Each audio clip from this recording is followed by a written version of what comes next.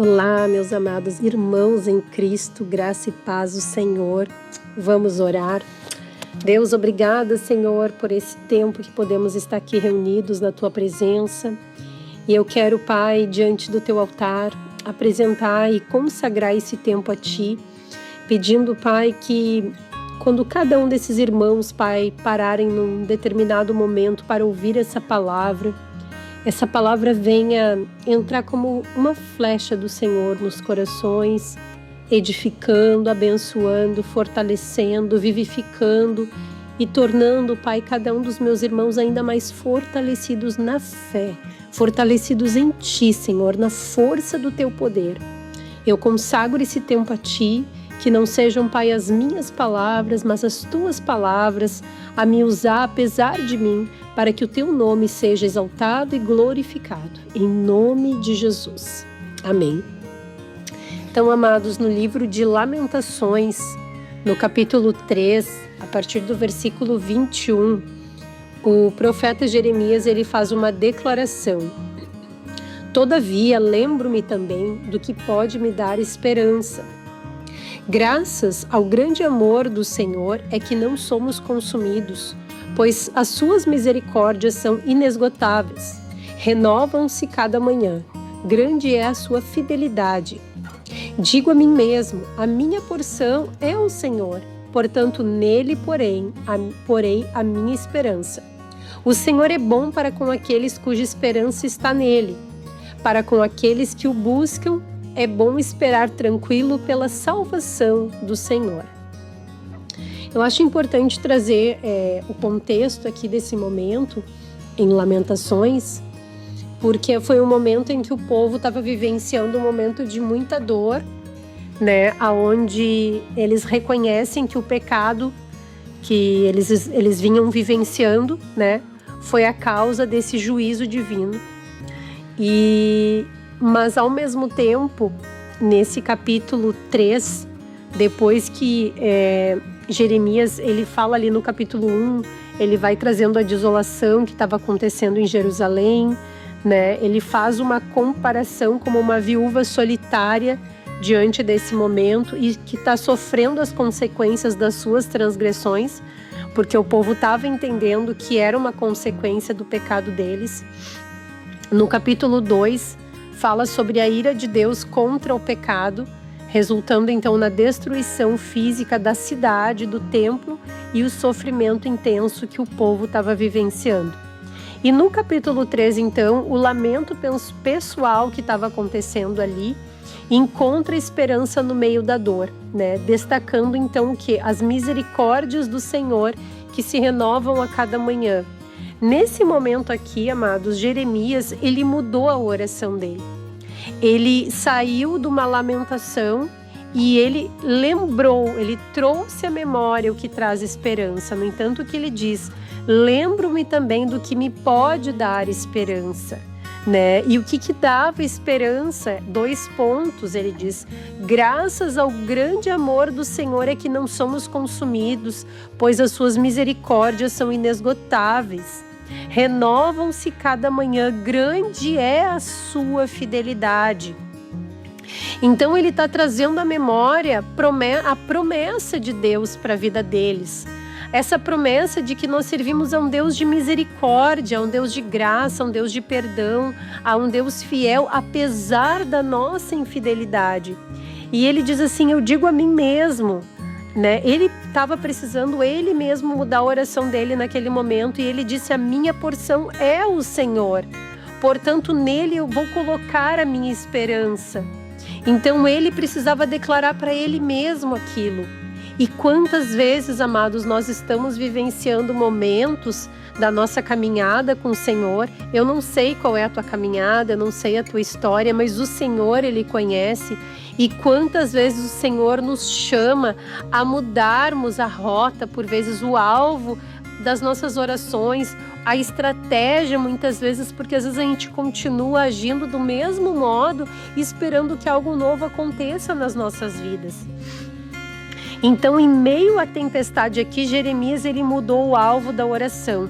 Ele saiu da lamentação e ele começou a declarar aquilo que verdadeiramente vinha de encontro aquilo que Deus tinha para a vida dele, que eram as promessas de Deus para a vida dele.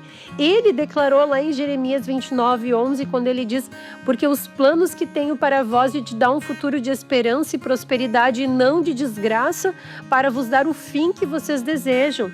O próprio profeta trouxe isso um livro antes de vir sobre Lamentações. E algo que ele também traz ainda dentro desse contexto, ele diz: o Senhor é bom para aqueles cuja esperança está nele. Então Jeremias, ele sabia disso, que quando o povo pusesse a esperança no Senhor, né, eles iriam receber, né, do Senhor a resposta para aquele momento. E ele diz aqui no versículo 25: então o Senhor é bom para aqueles cuja esperança está nele, para com aqueles que o buscam. Então o Senhor deseja que nós o busquemos, e quando nós buscamos a presença do Senhor, ele diz: é bom esperar tranquilo pela salvação. Muitas vezes nós vamos esperar o quê? Esperar a resposta do Senhor. Não é a resposta que nós queremos, mas é quando nós também abrimos mão do nosso eu, abrimos mão da nossa vontade, por vezes abrimos mão de um coração obstinado por alguma coisa, renunciamos à nossa carne e dizemos: Senhor, eu te entrego e eu quero a tua vontade, eu não quero mais a minha. Perdão, porque agora eu estava lutando por algo que a minha carne estava cobiçando, a minha carne estava desejando, eu queria, mas quando nós entregamos ao Senhor, e às vezes, amados, pode ser uma situação muito boa, às vezes pode ser até uma situação que eu que acabo pastoreando algumas mulheres, já vi uma mãe clamando pela salvação da filha, mas ela se colocando no lugar de Deus na vida da filha, ela nunca vai alcançar aquela filha para Jesus. Por quê? Porque ela estava buscando agradar a filha a tal ponto, e até que o dia Deus disse assim: eu vou tirar tudo agora do teu controle. Antes tu estava ajudando a filha com uma situação financeira para tentar amenizar ela, só que tu não estava ajudando, tu estava impedindo dela buscar a minha face. Vocês entendem quando o Senhor, ele diz assim: muda a oração, muda o teu modo de repente, de estar nesse clamor por essa questão. Jeremias, ele parou e ele disse: Senhor, o que eu estou fazendo? Quase isso, né? Porque um versículo antes ele estava dizendo: lembro-me da minha aflição, do meu delírio, da minha amargura, do meu pesar. Lembro-me também de tudo e a minha alma desfalece dentro de mim. Ele quase que teve assim um despertar naquele momento quando ele traz isso. Todavia lembro-me também do que me pode dar esperança. Então assim sejamos nós nesse tempo. Eu creio que essa palavra, ela vem como um despertar no teu coração, no meu coração, para esse momento que nós estamos vivendo. Um momento daqui a pouco familiar, um momento financeiro, um momento de relacionamentos, mas também um momento de mundo que nós estamos vivendo. Então não sei qual o momento que tu estás enfrentando, não sei das fragilidades da tua carne, dos teus desafios, mas nós servimos a um Deus que te conhece e que te vê quando ninguém te vê, e que deseja sim cumprir na tua vida as promessas de vida que Ele tem para ti. E de repente o Senhor está te chamando hoje a mudar tua oração.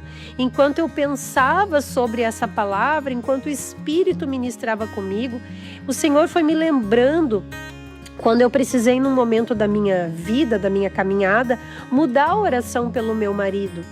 Depois que eu entreguei tudo nas mãos do Senhor, do que a gente vinha vivenciando dentro do casamento, o Senhor, num certo momento, disse: agora comece a profetizar sobre a vida dele, na ótica, numa expiação de Cristo sobre a vida dele, não mais na ótica humana, não mais como uma esposa que vê com um olhar humano, mas começa agora a agradecer pela vida dele e declarar sobre a vida dele. E eu comecei a dizer: Senhor, eu declaro ele um homem cheio do teu Espírito Santo, um homem maduro espiritualmente, um homem cheio da tua graça, da tua sabedoria. Faz dele um líder, um sacerdote segundo o teu coração. E assim o Senhor começou a operar de forma sobrenatural. E os milagres de Deus, eles não param, porque a palavra de Deus diz que Ele é o mesmo ontem, hoje, Ele será sempre o mesmo Deus. E hoje eu posso celebrar o nome do Senhor, pela linda obra que Ele tem feito na vida do meu marido, e glória a Deus por isso. Quando buscamos o Senhor, né? Quando nós buscamos a direção do Senhor, isso é muito importante, né, amados? Quando nós estamos buscando a direção com quem iremos casar, se é a pessoa que Deus realmente tem, se não é, né? Essa escolha é muito importante para que quando vier os momentos de dificuldades dentro do casamento, nós sabemos que nós não estamos sozinhas, porque o Senhor escolheu aquela pessoa, então o Senhor está guerreando conosco aquela guerra. E Ele vai nos dando a capacidade, a estratégia, a graça e a sabedoria para que a gente possa passar por essas situações e sairmos dele mais que vencedores, porque essa é a promessa do Senhor, né? Então, quando nós decidimos mudar nossa oração por aqueles que também nos perseguem, como diz a palavra lá em Romanos, no capítulo 12, que o Espírito também é me trazendo, né?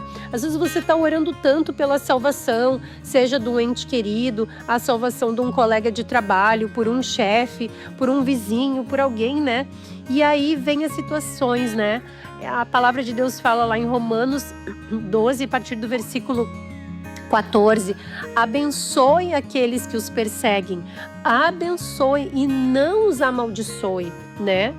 Quantas vezes eu tive situações com vizinhos que, por não ter Jesus, foram levantados para tentar o quê? Trazer tormento, né? E eu precisei orar, eu precisei abençoar e não amaldiçoar, né?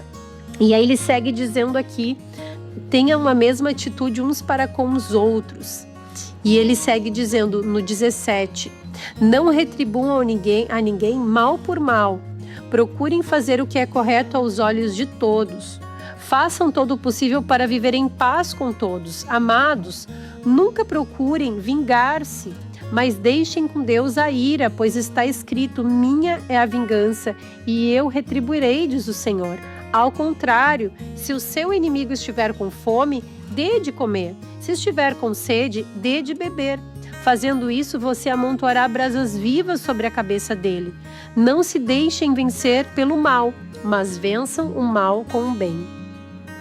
Essa passagem aqui que diz dê de comer ao inimigo, dê de beber, esses tempos o Senhor me lembrou do momento em que Eliseu fez isso com o povo inimigo, deu de comer, deu de beber, e logo depois disso veio um tempo de paz, parou o tempo de guerra. E assim é conosco também. Às vezes nós estamos orando tanto pela salvação, pelo mover do Senhor, mas qual está sendo a nossa atitude? Será que eu estou dando de comer? Será que eu estou dando de beber? Será que eu estou derramando misericórdia? Será que eu estou olhando com o olhar de Cristo? Será que o meu falar está sendo amoroso? Será que o meu tom de voz não está sendo arrogante, orgulhoso? Então, assim, precisamos também mudar as atitudes. Porque não adianta eu orar, mas as minhas atitudes serem contrárias ao que Cristo deseja que eu faça. Como Cristo agiria? Como Cristo agiria com essa pessoa? Né? Eu vou alcançar o coração dela sendo rude, né? Agindo da mesma maneira que ela, tratando ela da mesma maneira que ela me trata? Não! Quando eu literalmente combato o mal com o bem, a palavra de Deus está dizendo que eu estou amontoando brasas vivas na cabeça dessa pessoa. E não somente isso, na tua vida tu não está deixando brecha para Satanás.